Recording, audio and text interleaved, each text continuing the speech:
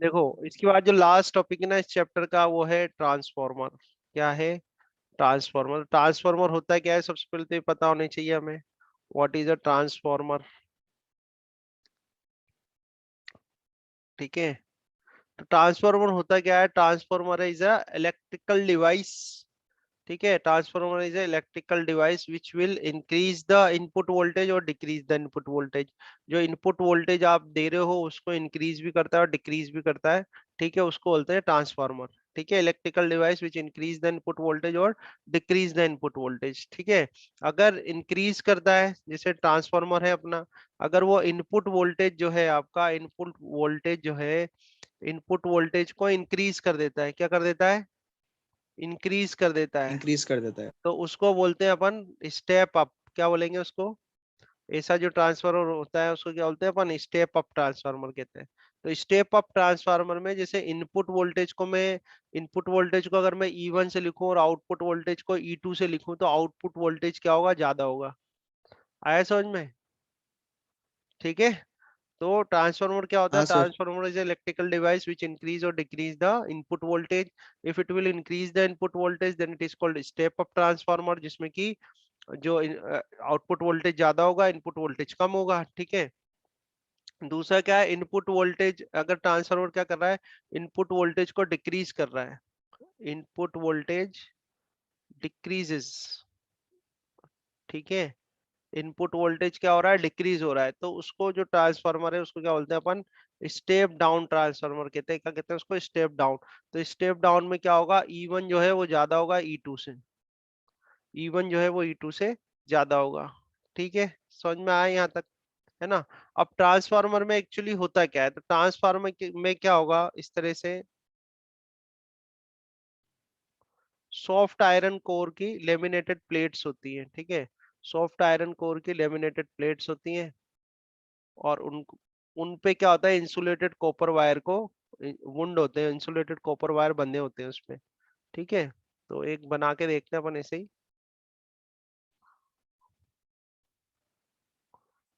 जैसे ये है। ठीक है। अब इसमें प्लेट्स हैं, ये इस तरह से प्लेट्स लगी हुई हैं, ये प्लेट्स हैं इस तरह से।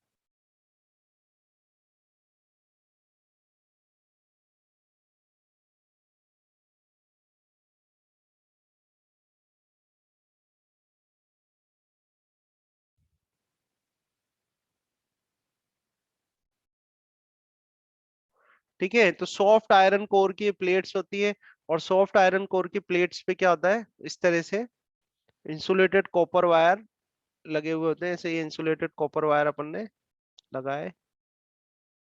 ठीक है।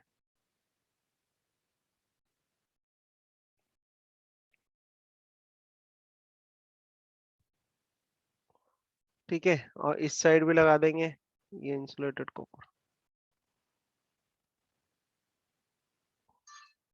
ठीक है।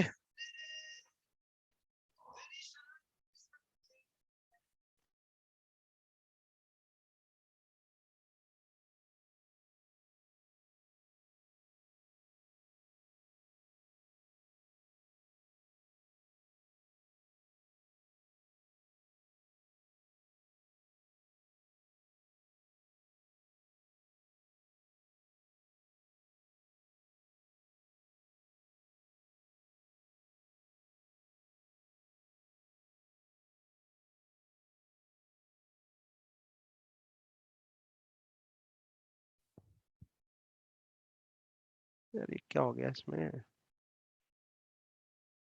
क्या हुआ सर? अरे स्क्रीन में। अच्छा, समझ में आ रहा है यहाँ तक? हाँ सर। ठीक है ना? तो अभी देखो इसमें क्या होगा। ये जो कॉइल होती है जिसमें कि आप एसी सप्लाई दे रहे हो, इधर से जहां से आप एसी सप्लाई दे रहे हो, इसको तो बोलते हैं प्राइमरी कॉइल। और जहां से जो कॉइल जो है आपके लोड से कनेक्टेड होती है, किससे? लोड से कनेक्ट होती है, उसको बोलते हैं सेकेंडरी कॉइल। ठीक है। तो प्राइमरी कॉइल हो गई, सेकेंडरी कॉइल हो गई। आया समझ में? अभी क्या होगा देखो इसमें, क्योंकि आपने ये एसी सप्लाई जोड़ रखा है, तो एसी सप्लाई आप जानते हो कि एसी करंट जो होता है, एसी करंट पहले बढ़ता है, इंक्रीज होता है, पीक पे जाता है, फिर डिक्रीज, जीरो हो जाता है, फिर नेगेटिव में। तो यानी पॉजिटिव नेगेटिव, पॉजिटिव नेगेटिव, इस तरह से चलता है। समझ रहे हो बात को? जो अल्टरनेटिंग करंट होता है वो इस तरह से पॉजिटिव नेगेटिव चलता है, यानी वो वेरी हो रहा है, कांस्टेंट नहीं है। जैसे डीसी होता है फ्लैट, ऐसा नहीं है, इंक्रीज हो रहा है डिक्रीज हो रहा है। तो करंट जो है वो कभी पॉजिटिव कभी नेगेटिव हो रहा है, तो इस करंट अगर चेंज होता है तो करंट चेंज होने की वजह से क्या होगा, फ्लक्स जनरेट होगा, होगा नहीं होगा, फ्लक्स जनरेट होगा ना।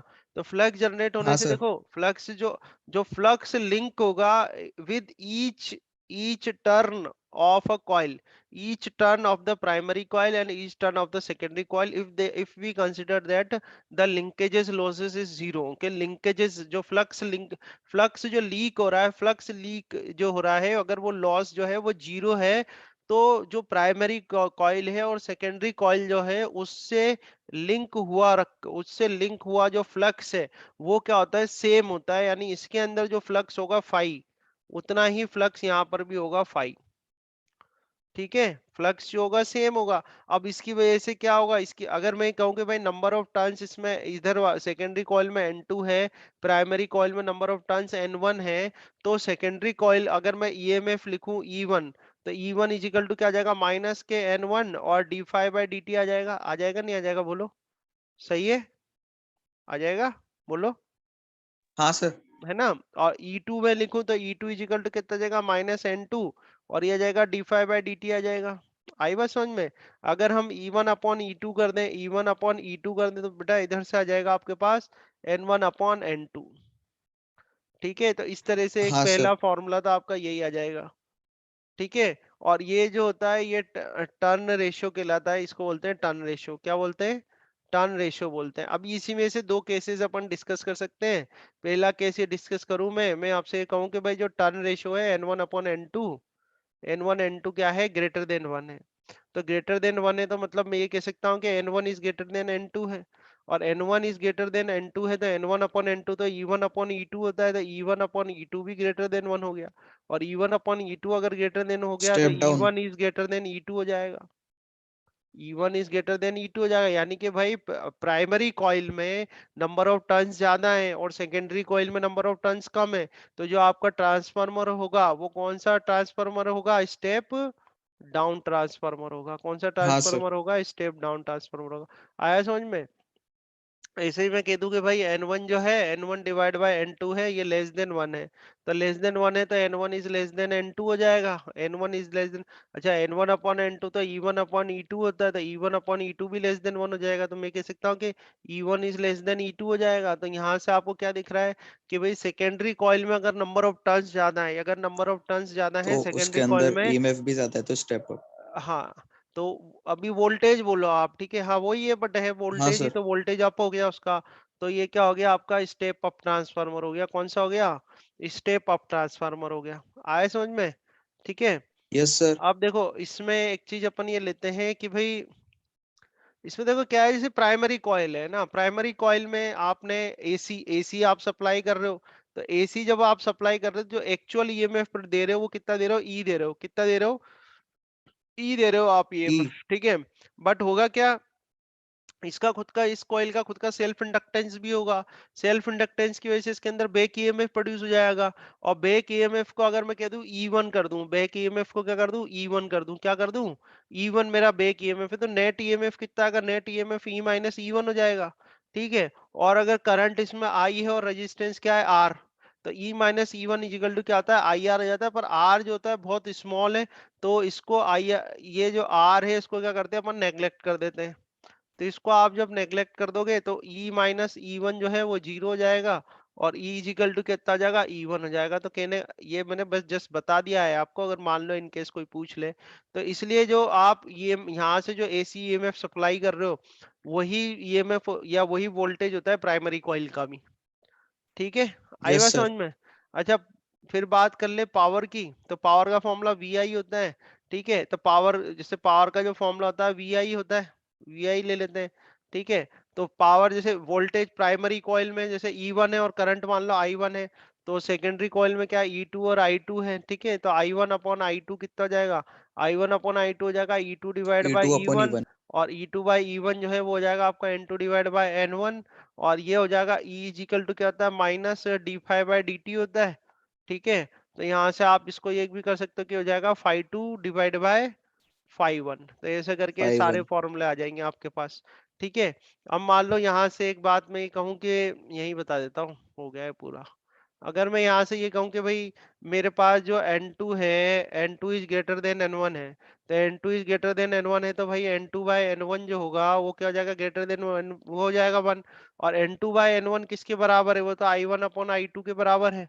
तो I1 upon I2 greater than 1 हो जाएगा, तो I1 जो है वो ग्रेटर देन I2 हो जाएगा। तो इससे आई टू हो क्या पता जाएगा। चल रहा है आपको कि भाई ये ये यहाँ से मैं कर सकता हूँ कि E2 is greater than E1 है। तो ये क्या हो गया, तो स्टेप अप ट्रांसफार्मर हो गया। तो स्टेप अप जो हाँ सर। ट्रांसफार्मर होता है उसमें सेकेंडरी कॉइल में, सेकेंडरी जो कॉइल है उसमें नंबर ऑफ टर्न्स ज्यादा होते हैं फर्स्ट से, पर नंबर ऑफ टर्न्स तो ज्यादा होते हैं, पर जो करंट है, करंट क्या होता है, फर्स्ट में ज्यादा होगा और प्राइमरी कॉइल में करंट ज्यादा होगा, और सेकेंडरी कॉइल में करंट क्या होगा, कम होगा। कम होगा। आया समझे, बस यही है ट्रांसफार्मर के सारे क्वेश्चंस। ठीक है।